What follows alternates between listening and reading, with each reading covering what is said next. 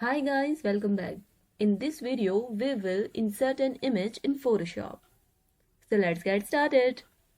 First of all, what you have to do, you have to go on left top corner on the window. Here you will see some options and here you have to choose File.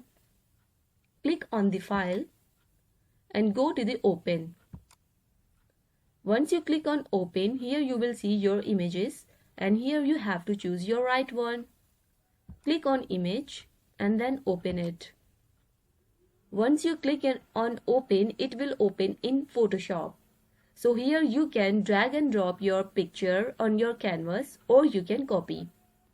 It has been opened in Photoshop but you want to see this picture on your canvas, so you have to click on this layer and then drag and drop it on your canvas.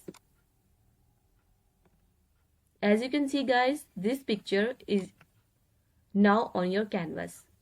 And the other method is, first of all you have to unlock this layer, then select this image, press Ctrl C,